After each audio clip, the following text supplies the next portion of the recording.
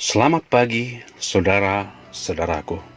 Renungan pada pagi ini adalah bab 8. Sebuah pemberian. Selain kata percaya, kata lain yang menarik perhatian saya yang ada dalam Yohanes 3 ayat 16 adalah kata memberikan. Semula saya berpikir bahwa saya harus berbuat baik untuk dapat masuk ke dalam surga.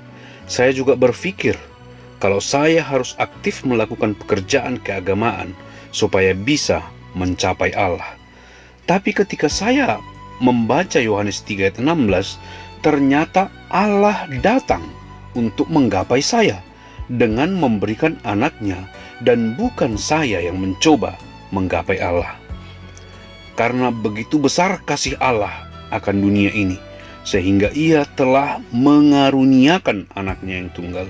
Di dalam benak saya, agama itu bagaikan seorang manusia yang berusaha naik ke surga. Sementara rencana Allah akan keselamatan adalah Allah yang turun menggapai manusia melalui anaknya. Agama mengajar bahwa dengan perbuatan baik kita dapat mencapai Allah. Keselamatan adalah Allah mengutus anaknya untuk menggapai kita. Agama dan keselamatan tidak hanya berbeda, tetapi keduanya berlawanan. Allah tidak pernah memberi agama lain kepada kita yang penuh dengan rentetan perintah, aturan, dan ritual keagamaan, tetapi Allah memberikan pemberian kepada kita, yaitu anaknya. Sangat menyedihkan, karena banyak orang Kristen berpikir bahwa Allah memberikan satu agama baru yang lebih unggul dari agama-agama lain. Karena itulah banyak orang yang menduga kalau keselamatan itu bisa didapatkan melalui usaha. Mereka tidak tahu bahwa keselamatan itu adalah satu pemberian Allah. Mereka gagal memahami bahwa Allah mengasihi kita. Ketika ada kasih, maka akan ada keinginan untuk memberi. Sebagai contoh adalah seorang ibu yang mencintai anaknya. Ia akan memberikan yang terbaik kepada anaknya. Seandainya sang ibu harus memberi, maka ia akan dengan rela memberikan ginjalnya kepada anaknya yang sakit ginjal. Ketika seorang ibu memberikan ginjal kepada anaknya, sang anak tidak perlu membayar apa-apa kepada ibunya. Sudah jelas, kasih Allah melebihi kasih manusia. Karena Allah mengasihi, ia memberikan anaknya untuk kita, supaya kita tidak menderita di neraka. Secara alamiah, saya adalah seorang oportunis yang sulit menolak tawaran yang baik, khususnya jika itu datang dari seorang yang berkedudukan atau orang ternama. Demikian juga, bagaimana mungkin saya menolak tawaran hidup yang kekal dari Allah sendiri? Pada hari yang istimewa itu, 36 tahun yang lalu, saya membuka hati dan menerima tawaran Allah yang sangat indah, tawaran hidup yang kekal. Benar, saya mengakui bahwa selama ini saya hanya tahu Yohanes 3 ayat 16 sebagai satu pengetahuan agama yang melekat dalam kepala saya, hanya untuk kepentingan ujian dan juga pamer. Namun pada hari itu, ketika saya membuka hati saya dan percaya sambil berkata, "Tuhan, aku orang berdosa. Terima kasih atas pemberian anakmu Yesus Kristus yang naik ke atas kayu salib untuk mengambil semua dosa-dosa saya. Saya menerima dia sebagai juru selamat saya. Hidup saya berubah. Sungguh, mulai dari hari itu, hidup saya berubah." Perubahan yang saya alami ini terus berlangsung hingga saat ini. Hati saya penuh dengan rasa damai, karena semua dosa saya sudah selesai, lunas di atas kayu salib.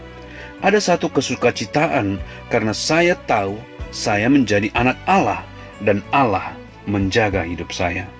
Pada saat itu juga saya yakin sekali bahwa saya memiliki hidup yang kekal, seperti yang dijanjikannya dalam Yohanes 3 ayat 16. Sukacita ini bukan saja berlangsung selama 36 tahun, tetapi sukacita ini terus berkembang dan bertambah hingga pada saat ini. Banyak orang yang beranggapan kalau keselamatan itu terlalu sederhana. Bagaimana mungkin yang harus kita lakukan hanya percaya dan menerima Yesus sebagai juru selamat saja? Ketika si anak menerima ginjal dari ibunya, kelihatan sederhana sekali, tetapi sebenarnya tidak mudah bagi si ibu yang mendonasikan ginjalnya. Contoh yang lebih baik adalah kelahiran kita secara jasmani. Ketika kita dilahirkan, kita tidak merasakan sakit apapun. Ketika kita keluar dari kandungan ibu tanpa penderitaan apapun. Dari sisi sang anak, kelahirannya sangatlah mudah. Namun dari sisi sang ibu, dia menderita rasa sakit yang tidak terlukiskan ketika kelahiran anaknya berlangsung. Sama halnya dengan keselamatan seorang Kristen. Terlihat mudah sekali, namun Yesus sangat menderita dengan penderitaan yang tidak terlukiskan bagi kita supaya kita beroleh hidup yang kekal. Jika seorang anak berkata betapa sederhananya satu kelahiran, maka ibunya akan berkata betapa besarnya penderitaan ibu ketika melahirkannya.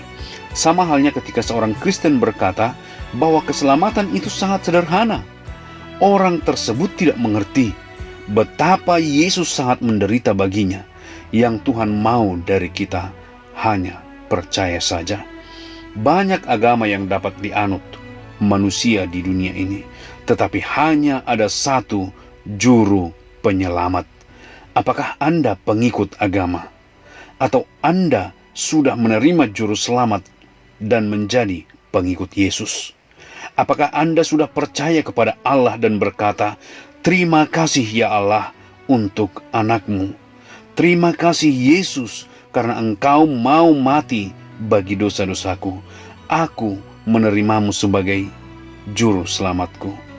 Agama dan keselamatan tidak hanya berbeda, tetapi keduanya berlawanan. Terima kasih saudara-saudaraku. Sampai bertemu esok hari. Tuhan memberkati.